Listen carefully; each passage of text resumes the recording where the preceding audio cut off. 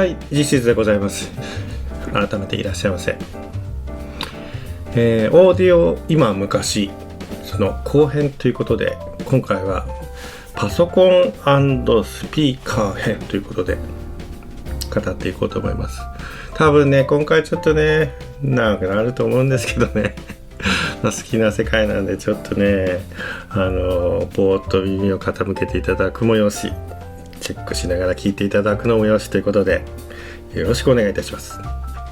まずスピーカーの進化について一言。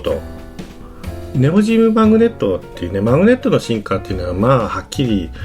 世界を変えましたよね。冷蔵庫にペタッと貼り付けるマグネットもさ、昔はなんか紙1枚挟んだだけでズルズルって下がってきちゃう感じだったけど、今はもうペタッと貼り付いたらさ、もう取れない。取るのだってグッと力入れないと取れないぐらい強力な磁石が普通にあるじゃないですか。やっぱりねオーディオを変えたわけですよ。だから昔はこのインゴットみたいな巨大な磁石で大きいスピーカーをぐいぐい動かしていたのは、今は小さいけども強力なマグネットがあるので小型ができる大口径ウーハーでこう動かすっていうのだから、こう一定の空気量を動かすっていうのはこういうことで、大口径の方が動かしやすいっていうのは昔の常識だったんですけど、今はマグネットが強力なのでこのウーハーがこの動く距離が稼げちゃうんですよね、力ずくで。だから結局小さな口径のウーハーでもこれによって動かせられる空気の量っていうのは大口径ウーハーと変わらなくなるわけですよ。だからちゃんとこの小さいのでもぐーっと動かすと低音がちゃんと出るんですよね。そうやっても今大きなウーハーのスピーカーっていうのはすごくなくなってしまって、小さいウーハーを複数並べたりする場合もあるんですけど、こういうのが主流になっちゃいましたよね。全然それで低音出るんだもん。強いて言えばですよ、大口径ウーハーの魅力っていうのはね、結構好きなんですよ。いつかはいろいろ環境が整えばいつかは持ってみたい大口径ウーハーっていうのはありますよね。例えばビル・エヴァンストリオのなんだっけ、ベースのスコット・ラファローでしたっけ、ポル・モちゃんだっけ忘れちゃった静かなジャズのしかしたベースのね、リラックスしながらもしっかりと聞こえてくる低音の心地よさっていうのはやっぱり大口径ウーハーのね魅力っすね。これはいつかやりたい。要するにこの磁石の進化によってどんどん小型でちゃんと低音が出るので安くいいものは作れるようになった。さあ、それでは今のスピーカーは何を買えばいいのか。スピーカー動画って1本作ってますけど、ぶっちゃけ一択ですよ。ヤマハの MSP これ買っときゃいいわって話ですわ。パソコン今みんな使うじゃないですか。でそこにあえてねプリメインアンプを置いてねパッシブスピーカーを置くっていう発想は普通やらないっすよね。もうそれこそレコード好きでレコードプレイヤーがあってパソコンとレコードプレイヤーと両方聴きますみたいな特殊な状況じゃないと、基本的にはねスピーカーの中にアンプが入っているパワードスピーカーっていうんですけど、それに線1本つないで OK。 これでさ、それが昔のパソコンスピーカー安いやつみたいにね音がおもちゃならそれはダメなんですけど、もうね今のヤマハのやつ1本15,000円ですよ。たったでセットで3万円でアンプ付きって、いやそれがさ音いいんだもんこれね今回ちょっとおかしんチャンネルさんっていうところの素晴らしい動画を紹介させていただきたいんですけど、これは後半にリンクするんじゃなくて概要欄に載せておくので、ぜひゆっくりチェックしていただけたらと思うんですけど、その方がですね、この方はエンジニアさんかな、プロのエンジニアさんです。でその方がいろいろ機材について語ってる動画があるんですけど、ここね、比類なきコスパ王者ヤマハの最新作 MSP3A で価格何十倍のハイエンド機に挑むっていう動画があったんですけどね全然いけるじゃん、ヤマハの3万円のスピーカーでさという感じですよ。いやまあ確かにね、上を見たらキリがないです。キリがないし、このオカシンさんのこのデスクの真ん中に実際にエンジニアとして使っているスピーカーは真ん中にあるやつはフォーカルのトリオ6ってやつなんですけど、いくらだかお分かりになりますかまあ100万円ですねペアで税込み110万のスピーカーをメインには使ってらっしゃる。でもそれと比べてもね、3万円のヤマハでね結構いけるっていうのは本当マジモンの本当なんですよ。だからまあ3万円もうちょっとね本格的なものを欲しくて、フォーカルのペアで10万ぐらいとか、僕も勧めてあったけどエボーの50とかね、その辺でいけちゃうんですよね。音的にはわざわざこのプリメインアンプをドーンと買わなくても今はね、そういう感じですよ。でこういうスピーカーのことをスタジオモニターっていうみんな言うんですけど、じゃあスタジオモニターとオーディオ用スピーカーって何が違うのってどうでしょう。お分かりになりますかこれどっかに答えが書いてあったわけじゃなくて、本当は違うのかもしれないけど、僕の感覚的なことを少し語らせていただきますと、まずね、スタジオモニターはニアで近いところで聞くことを前提にしているので、音に横の広がりはないですね。だから喫茶店にポンポンとコーナーに置いて全体に行き渡せるような使い方はできないですね。でも6畳ぐらいの部屋で個人的にファミリーでみたいに普通に聞く分なら全然スタジオモニターをリスニングを使っても OK。 あとこれはどうだろう、僕の感覚なんですけどね、オーディオ用のスピーカーってねいい感じで鳴らす音量があるんですよね。あんまり小さすぎると全然パワー不足で音が出なくて、でもある一定の音を出すとすごく気持ちよくなる感じがございましてね、まあそれに合わせてみんないろんなチューニングをされてしてメーカーからしてるからなんだろうと思うんだけど、でもスタジオモニターはそういう感覚はないんですよ。小さな音もチェックするのもスタジオモニターっていうのは仕事の一部なので、だから小さな音で潰れちゃったらスタジオモニターにならないわけですよ。だから小さな音も大きな音もいい感じでフラットな感じで出すのがスタジオモニターなので、まあその分ね弱い音もしっかり出る代わりにオーディオ用みたいな脚色面白さっていうのはあんまりない感じですよね。人付き合い的にあんま面白さがないけど真面目なやつって感じでスタジオモニターは。あとねもう一つスタジオモニター、スタジオ定番と呼ばれる機種は販売台数が多分桁違いに多いんでコストパフォーマンスいいっすよね。だからヤマハの3万円のであんないい音が出ちゃうっていうのはやっぱりそれなりに数が出てるからで、数が出るとスイッチとか素材とかもいいもの使える、ソニーの有名な900ヘッドホンなんかもそうですけどスタジオ定番っていうのはいいっすよ。やっぱり外れがないっす。まあね、でも生活に経済的余裕があって10畳以上のリビングフロアで大型スピーカーを楽しむとかね、シアターシステムを楽しむっていうのはそれはそれで素晴らしいんですが、まあ個人仕様でパソコンを使いながら音楽を楽しむんならね、スピーカーとアンプは3万円っていうのが今の時代だと思います。はいでね、じゃあパソコンって一言で言うけどさ、パソコンだって高いんだぞお前っていうのはあるでしょ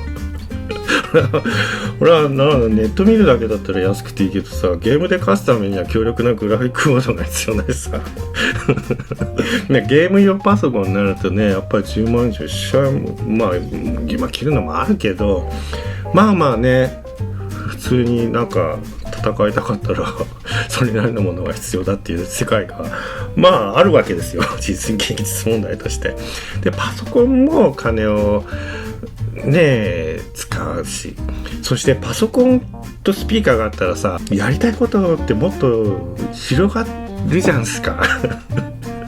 まあそこまで行く人は必ずしも多くないかもしれないけど、曲作りっていうのができるんですよね。でね、そっち行くといろいろお金がどんどんかかっていくわけですよ。まあ昔はねこう、ギター買ってバンドをやってみたいな人たちが多かったように、アマチュアバンドが多かったように、今アマチュア曲作りですけどね、まあそれで本当の完成パッケージまで作るっていうのは無理でも、まあ、作って楽しむっていうのはさ、いいことじゃないですか。でね、そこをやれる、せっかくパソコンとスピーカーあるならやりたい、やればいいじゃん。でもねそこに金がかかるんだぜちょっとこの話長くなるけど、予算的なことを含めてざっと概観していいかなまずね DTM ソフトっていう音楽を作るための基本ソフトは必要です。 Mac なら Logic Pro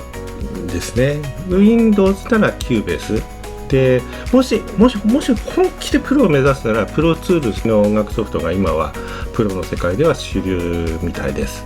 あとスタジオワンっていうのもありますね。一頃無料バンドルなどで猛プッシュしてたペルソナスのメーカーかな。ただ広がりはいまいちだったんじゃないかな。むしろねロジックプロが2万円台でもう投げ売りになっちゃって、もうアマチュア用に落ちちゃうのかと思ったら、意外にロジプロはバージョンアップかな。なんか性能良くなって全然プロでも使う元気になってますな。 Mac ならロジプロいいっすよ。でもそれだけあってもしょうがないわけだ。とりあえずこの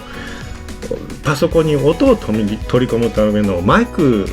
は How much で、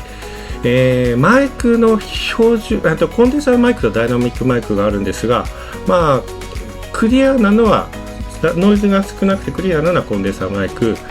ボーカルとかね、ほらいろいろこう人の息とか唾とか飛んでもまあ OK なのはダイナミック、もっと精細なのはコンデンサータイプで、コンデンサータイプで標準土定番っていうのがこれです。ノイマン87、はい、44万円です。よろしくお願いしますまあね、これがまあ土定番ですよ。実際のプロの現場で録音されてる、例えばアイドルの方の歌なんかもまあこれで大体取られてる。でさすがに44万無理だっていう、もうちょっと安いところの定番って言えば赤毛の44、これも昔から有名だね。これがまあ10万ちょっとぐらいがあります。でもこれでも10万超えちゃう、ちょっと最初は無理っていう、みんな僕も無理だっていうことで、まあ10万円以下のもの、うちだとローデのワンポイントステレオと SE、 台湾のメーカーの SE の一本使ってますな。まあこれが数万円っていうレベルのコンデンサーマイクで、まあノイズはないです。クリアな音で取れます。ただ音の質を求めるとね、どうしてもね値段なりっていうのはある感じがしますな。だからまあうちの理想としてはノイマンの87は無理でもスモールタイプのねちょっと欲しいんですけどね。まあダイナミックマイクもね悪くないですよ。この一回なんかライブハウスで音を出しさせてもらってシェアの後発だったけど、すごくねギターらしい生々しい質感が出て、これはでいいなと思った。ただやっぱね若干ノイジーなのと、この音のねこの大きな音をいい感じで一人の声とか出すのはいいんだけど、余韻をね美しく繊細にこう表現していくっていう感じはやっぱコンデンサーマイクなんですよね。まあシア58有名だし、最近阪神車に有名なのシアの SM7B っていうのもすごい人気みたいですけど、まあどれも数千円で買えるものではございません。はい。でマイクとパソコンと音楽ソフトがあって、でそのマイクの音をパソコンに取り込むための装置っていうのがございます。これはオーディオインターフェースっていうんですね。で、一般的にオーディオインターフェースっていうと、そのマイクプリアンプとマイクプリアンプで、そのプリアンプから入ってきた音をデジタルに変えるコンバーター、そしてそれをモニタリングにするヘッドホンアンプって、この3つがセットになっている機材のことを言うと思います。でね、昔、東日本震災の頃10年くらい前はね、安いのでも良かったんですよ。そもそもネットの配信の音質が良くなかったから、ローランドとかね、ペルソナスとかスタイバームとか 2,3 万のやついっぱいあって、今でもあるし、始めるならそこからっていう初心者機でいいんだけど、でも今はね、ネットの環境が劇的に進化しておりまして、音の良し悪しって分かっちゃうんですよね。入門機のオーディオインターフェースを使ってるか、ちゃんとしたのを使ってるかっていうのは本当にもう聞けばすぐ分かっちゃうぐらい本当に明らかなんですわ、僕に言わせれば。でね、結局今ちゃんとした音で配信したかったらオーディオインターフェースは10万円以上しないともう話にならない時代になってると思います、個人的には。で、そのオーディオインターフェースはもううちで使ってるのはアンテロープなんですけど、アンテロープか RME か2択と言っていいと思う。もう中間的な機種がもう評判良くてあるんだけど、でもね、まだちょっと上があるっていう感覚がすごくね後々こう効いてくると思いますよ。で、先ほどヤマハのスピーカーの動画を紹介させていただいたエンジニアのオカシンさんのね教えっていうのがありまして、初心者機からプロ機に飛べ。ここもね、ヘッドホンじゃないイヤホンのとこで安いものを買っていろいろ使って結局ダメでって失敗をしてますけども、これはねやっぱりちょっとこのオーディオインターフェースに関しては今のところちょっと覚悟は必要なところですよね。ちょっと飛ばないといけないところだと思います。でね、半端ないやつを買うと結局マイクプリのいいやつを付け足したくなる。で、このマイクプリがね、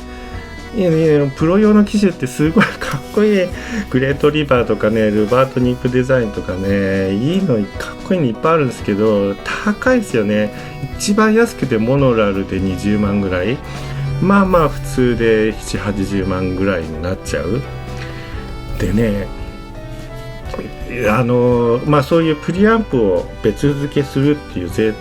沢っていうか、そういうやり方もあるんだけど、じゃあそのアンテロープと入っているプリアンプが悪いかっていうとね、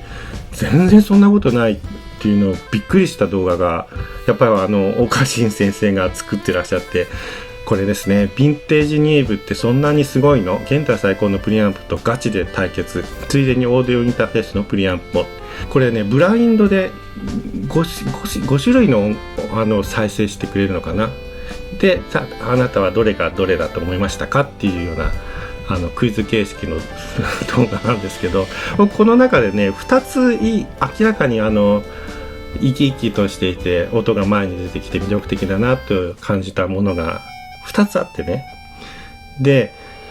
実際その1つは正解を見るとヴィンテージニーブなんですよ。この100万円出してもちょっと手に入らないくらいのプリアンプ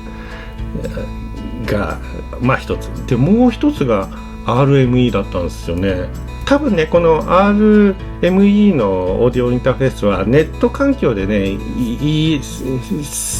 ストな音作りになってるから、ネ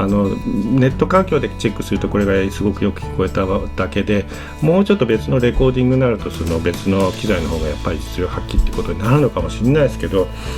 RME 良かったです。24万ですはい。で生ギターとかボーカルをカラオケ撮りするくらいならここまででいいんですけど、いよいよ音楽制作をしてみたいってなるとね、またいろいろ必要になってくるわけですよ。これがね音源とプラグインっていう世界がねこれはねなんちゅうの、課金したらキリがないという、高くないんですよ一つ一つは。例えばねドラムの音源っていうのがありまして、これ有名な話、軽音っていうアニメのオープニング曲は生ドラムじゃなくて打ち込みドラムなんですけど、その打ち込みドラムで使われるアディクティブドラムスっていうのは、今1万5000円ぐらい、1万4229円税込みね、こういうのをね買うわけですよ。一つ一つそんなに高いわけじゃないんだけどさ、これがさドラム音源、ベース音源、オーケストラ音源、デジタルシンセ、コンプ、EQ、プラグイン、ボーカロイドとかって買っていくとねねで、ちなみにプラグインっていうのは分かりますか？イコライザー、音の交点、周波数に音に強弱をつけたり、コンプレッサーって言って強い音を抑えて弱い音を上げてこう聞きやすくする機械とかあるわけです。フランジャーとかコーラスとかもまた別にあるけども、有名なのは主に使うのはコンプレッサーと、そのコンプレッサーがねDTM の元々のソフトにもついてるんです。それは全然優秀なんだけど、でねそのすごく優秀で不満はないんだけれども、それ以上っていうのがあるわけですよ。この波形だけ叩いてまとめるのか、どういう感じで叩けばより音楽的に生き生きと聞こえるかっていうね、そうやって完成された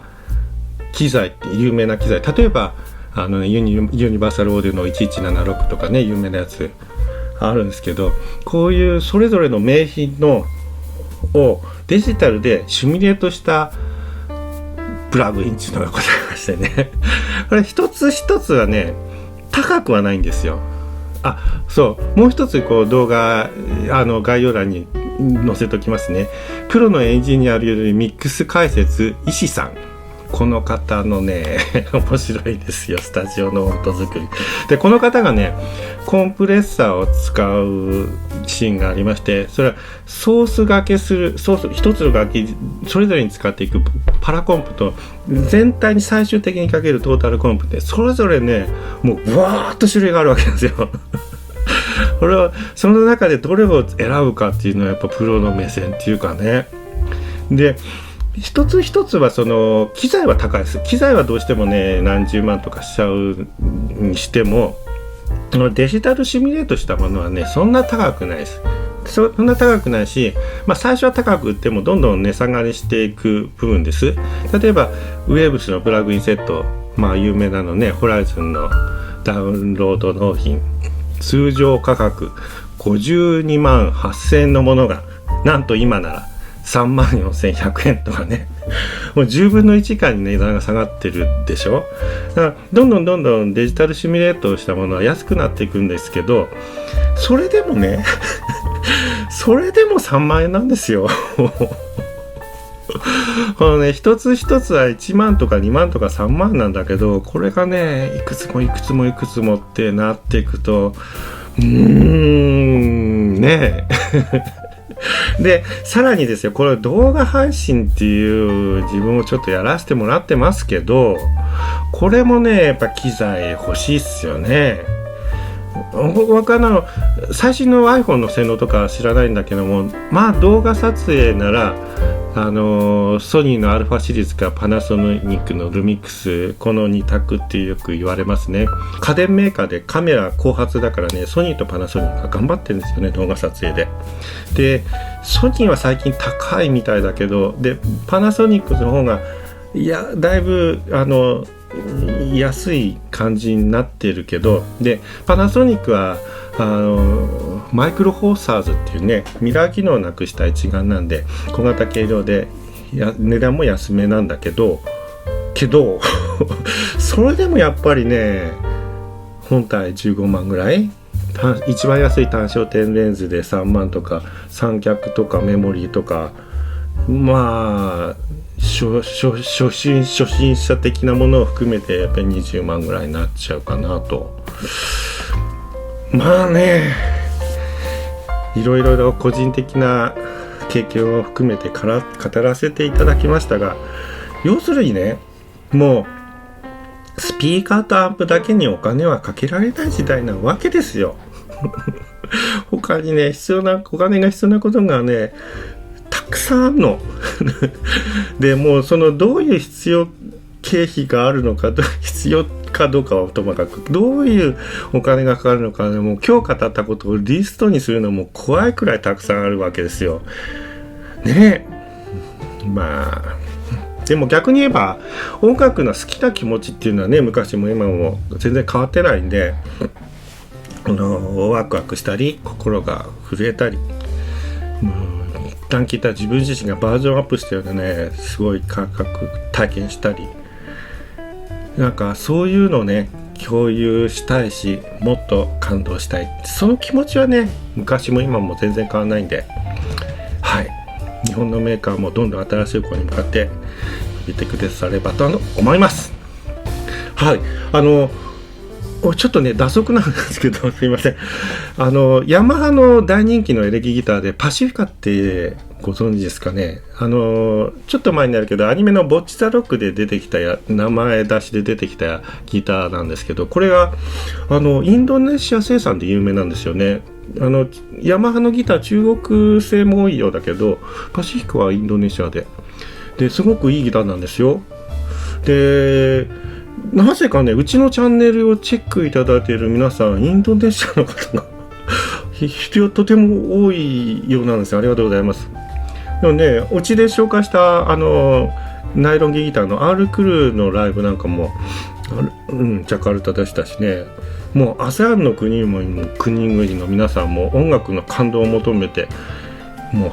変化しつつ伸びていくっていう、これはね素晴らしいことだと思います。ではチャンネル登録するかどうかはお任せしますので、よかったらもう一本実シーズ動画を見ていってもらえたら幸いです。ありがとうございました。実シーズでした。